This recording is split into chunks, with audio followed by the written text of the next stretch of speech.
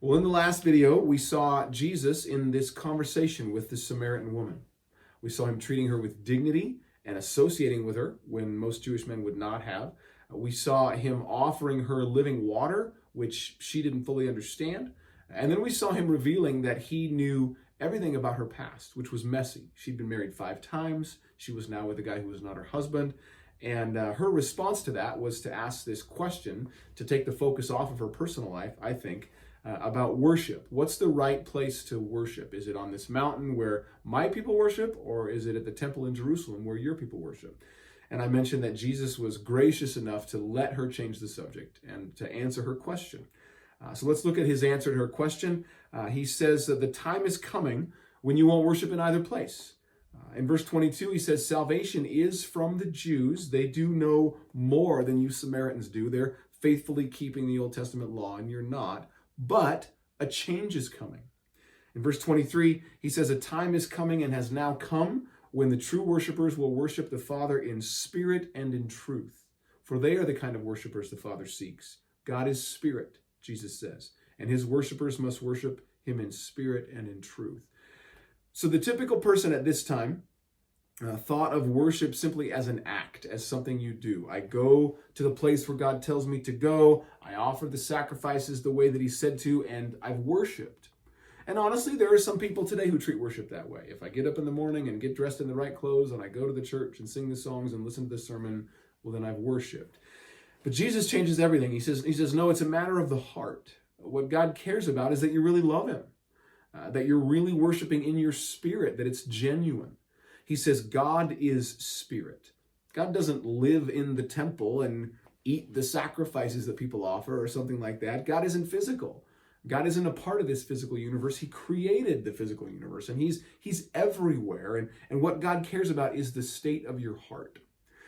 And then Jesus says that the time for this change in our understanding of worship has now come. What this woman couldn't possibly have understood was that soon Jesus would die on the cross, and when he did, he would actually be the final sacrifice for sin.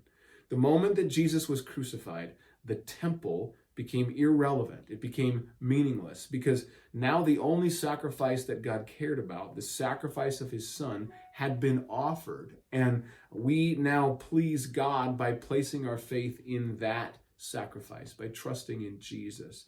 That's good news for you and me, because we don't have to go to the other side of the world. We can be worshipers anywhere when we place our faith in Jesus. But Jesus is saying a lot of brand new stuff. This woman is confused. She says in verse 15, well, I know that the Messiah is coming. When he comes, he'll explain everything.